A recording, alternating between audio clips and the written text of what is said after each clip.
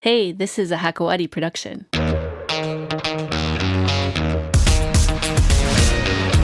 Hi, friends. Welcome to the Men's Room. We get a lot of different types of people in here, but today we have a guest who's really well connected, and not just because he's one of the main decision makers at a large telecommunications company.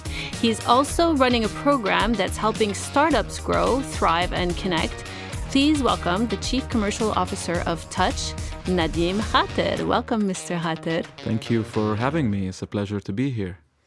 All right, so Touch in Lebanon is part of Zain, one of the top 5 telecom providers in the Middle East. Etisalat is number 1 with $12.1 billion US dollars in 2018, 140 million subscribers in 8 countries.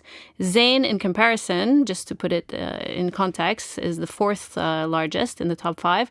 They had revenues in 2018, or you, well, not you personally, I'm assuming, of $3.4 billion, and just over, you have 50 million subscribers. That's across 8 countries. Exactly. Not in Lebanon, obviously. So explain what it is exactly that Touch does, and why does Zain need a local carrier with a different name? Okay, Touch is a peculiar operation in the telecom world and a special operation for Zain. The way telecom operates in Lebanon, that it is still public owned and there are not full licenses to operate privately like elsewhere in the world. And that's why we have a management contract with the Republic of Lebanon to run the telecom network that the government owns on their behalf in exchange for a management fee. Yes, on that note, actually, there was a deal in 2004, right? Exactly, that's the one where we were awarded the management of this network for the government of Lebanon. But we definitely leverage all the economies of scale and the economies of skill and the know-how of Zain to bring telecommunication products and services to Lebanon. Mm-hmm. However, given that it's still public owned, there are a lot of guidelines and restrictions. For example, all of the tariffs have to be approved by the government of ministers and the sort. What can you tell me about MIC2, the mobile network that Touch took over in 2004? Yeah, MIC2 stands for Mobile Interim Company 2. So it's actually the company name of the government-owned asset. And Touch is the brand. So this network today has 2.5 million customers, and we have the market share of 54%. We're very proud as MIC2 for delivering world-class telecommunication products and services for the Lebanese, and we strive, given all the regulatory and market conditions and constraints, to be able to do our best job here. So Zain has 6 subsidiaries, right? Mm-hmm. And Touch is the only one that's not owned by Zain. Instead, it's basically owned by the Lebanese state. Exactly. Why is that? It's a Lebanese decision. So, like any government-owned asset, it's up to the government to decide: are we going to keep it? Are we going to sell it? Are we going to partially outsource it? Private-public partnership. There are a lot of models around the world, but usually it's the decision makers and the legislation and the owners as government. So let's talk about the innovate. What do you call it? Touch Innovative Program that Touch launched in January 2018 in partnership with ArabNet, and it's a program where you select high potential entrepreneurs and offer them mentorship and support to further their startups. Tell me about it. Okay, this thing is very dear to my heart, and it's something we really are enthusiastic and we like doing. We think that telcos need to be close to the digital ecosystem. They need to be close to innovation, because all we have been doing and mostly doing is selling SMS minutes and megabytes. But we would like to venture into other stuff, like selling digital services, music, content, and even more advanced digital services like Uber or what have you. So in order to get exposure and relevance, we started. We're probably the only company that has a corporate accelerator, which is Touch Innovation Program. So what we do is that we onboard 6 startups every 6 months. And we go through a process with these startups where we try to define a business model, see how we can do partnerships. The background for this is that we get approached by a lot of people and a lot of companies and a lot of stakeholders saying, why don't you do this? Why don't you do that? You have a lot of customers, how we can tap into location, messaging, direct carrier billing. So we tell them, you know what, we don't know the answer. Let's put you in a program. Let's talk. Let's do workshops to converge on an opportunity. And what I really like about the program as well is that we assign internal mentors. Okay, so you have actual touch employees that are working with the entrepreneurs. Given that we're a publicly owned incumbent, once you get a lot of your teams working with entrepreneurs, you get this exchange that's very, very healthy for both. Because entrepreneurs sometimes are green and they're new and they don't know how to log on accounts receivables. And you also have the employees that have been doing more of the routine work. They get exposure to more innovation and entrepreneurship. Definitely. And that has been really successful. So can you give me an example of one or two startups that you've worked with? Since we're talking about podcasts, there's a startup called Fallout that they want to do podcast, aggregate podcasts on an app, and we're working with them, for example, to put a data package, for example, a certain amount of megabytes that are whitelisted. You can use them for free on this one. Another one is an e-commerce platform that we're working with. Another really interesting one is two ladies that are working on the Internet of Things. They have this, it's an agri-tech solution where they can identify what kind of pest is on the tree. And we're giving them really, it's called narrowband IoT, which is a technology in order to communicate quickly between the sensors and their servers. So they can identify using artificial intelligence what kind of pest this is, and they can tell the farmer what pesticide to use. So right now, farmers in Lebanon, they blanket the spray the whole fields. Yeah. So with this one, you know that you need to use this pesticide on this tree. What's it called again?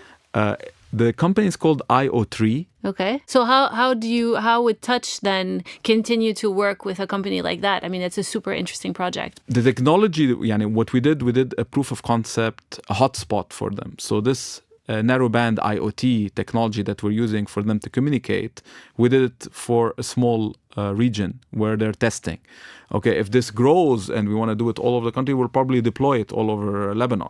And this is one use case, which is the pests and what have you. But it can be used for a lot of sensors. Okay. Are there any sectors you think have a lot of potential right now other than pests and... Content is always nice. Music, video, this is definitely on the upside. I also like fintech. There's a lot of convergence between telecoms and payments and transfers and investing and small loans, peer-to-peer loans. These things tend to be on the rise.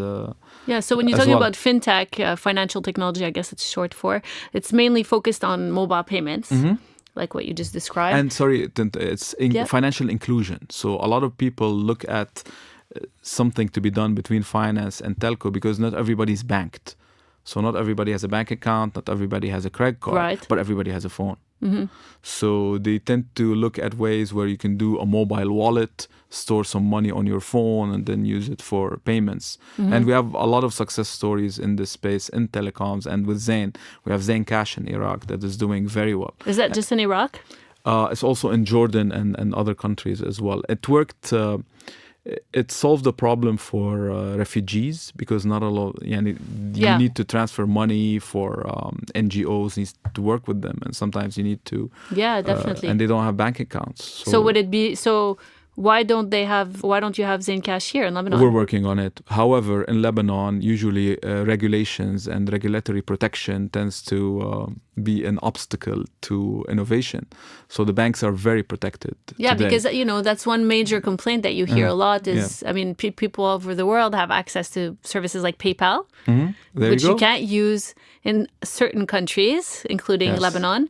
When do you think we can expect to see those kinds of services in Lebanon? And why is it taking so long? This is a very interesting question, and I think more effort needs to happen with the central bank and with the regulatory to liberalize a bit the financial services. Now it's very bank-centric. The banks are overprotected in Lebanon, I think. For example, your PayPal example, this is the simplest fintech. Okay, the simplest fintech Yeah, is it's been having around a forever. wallet Yeah. to have money. Now in Lebanon, to do that, you need a full banking license.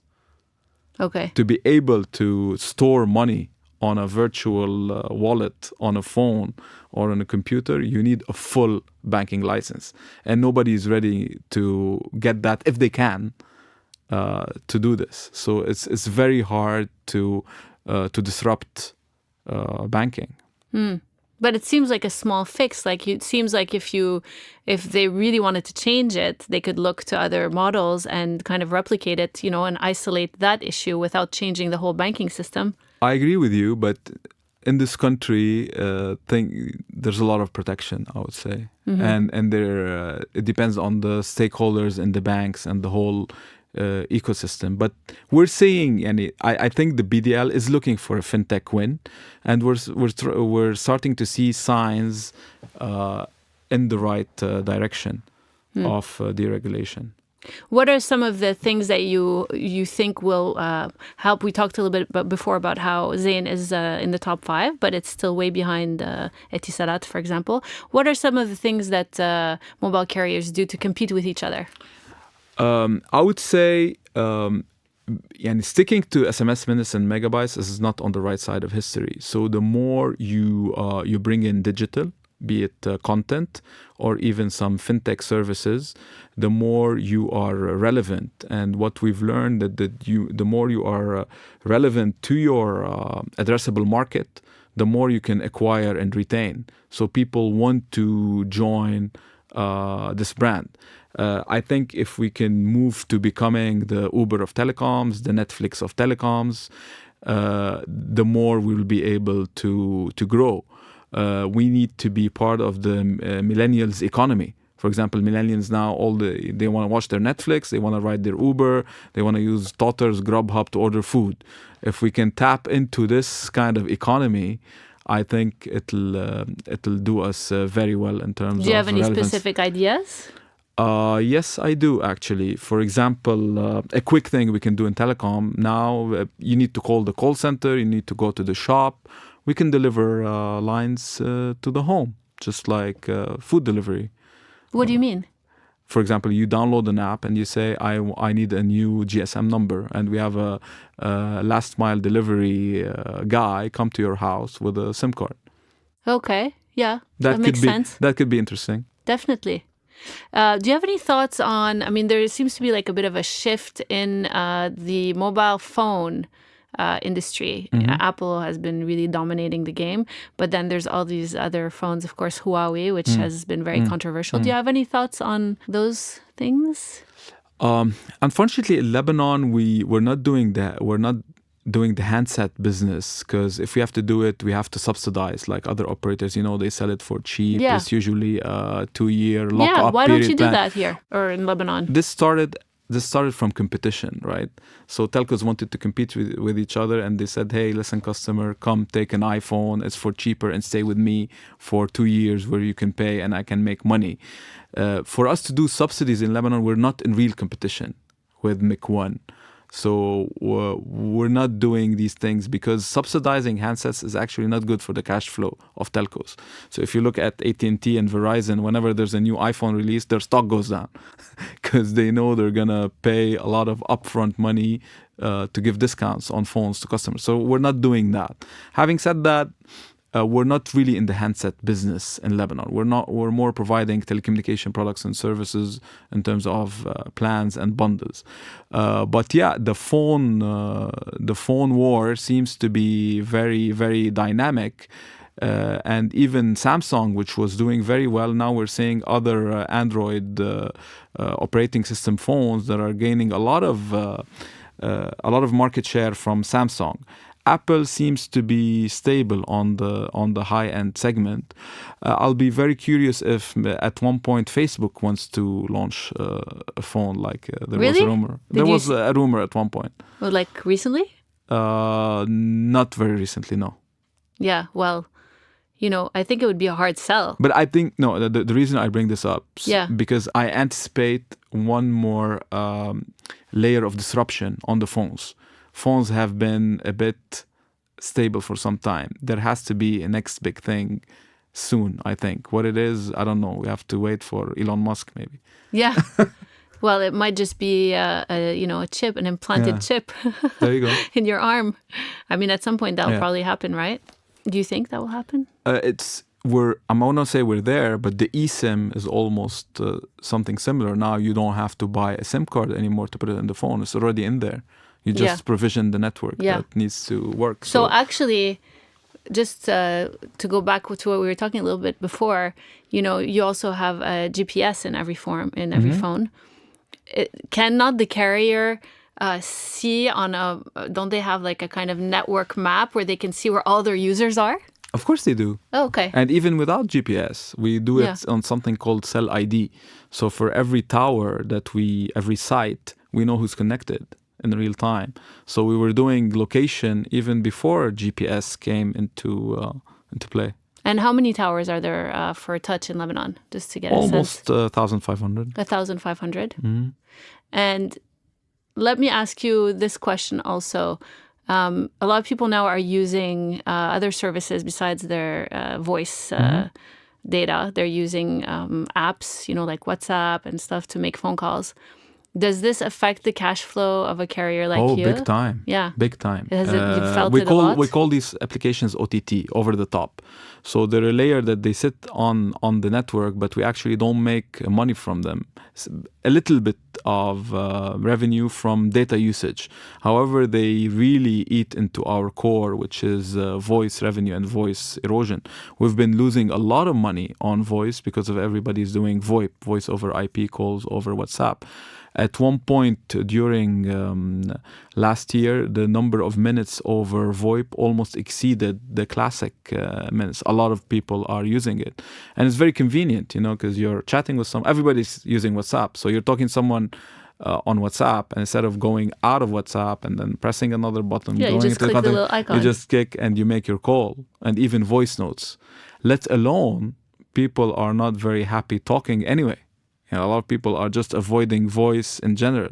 If you see the younger generation, they stick probably to emoticons only, not even text. They're basically going back to being like cave people without language. I'm just kidding. In a way. Less effort has always been convenient. Yeah, so. I mean, but that's bound to affect like communication skills and language probably. But that's another. We're always worried about the next generation, but they tend to figure it out and somehow. outdo us also. Right? Yeah. So, but how do you counter that? The loss of That's why we're doing all these innovation programs. We're looking for the next big thing. So this SMS, megabytes, and minutes are no longer growing as much as we would like them to grow. Let alone what's happening today, that Google and even SpaceX, Elon Musk, and even Facebook, they're looking at providing, and Google Fiber, they're trying to provide connectivity. So even the incumbent telcos like us, Vodafone, AT&T, they're very vulnerable to disruption, where you will get your megabytes through satellites. Through satellite, exactly. These satellites in 2020, the plan is to cover the whole Earth. Yeah. Okay, so our role will be really diminished. So we have to figure out what the next big thing is. But believe me, the industry is all at the crossroads, and we don't know what it is.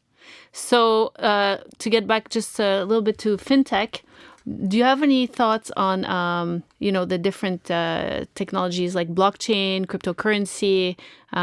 People are kind of confused by what that all means. We talked about, obviously not being able to use like traditional having money invested, on a computer or on a phone. But what about those kinds of technologies? Is that an option? I want to be careful with this one because it's a bit controversial, and it is still uncharted waters. Yeah. Okay. So now, Bitcoin, cryptocurrency, very nice. But then again, if it's a currency, it cannot be that volatile, right? So when you want to pay with something, you want to know how much you're paying, the conversion rate. Okay, you pay in pounds. Yeah. It's $1.26. It's fine.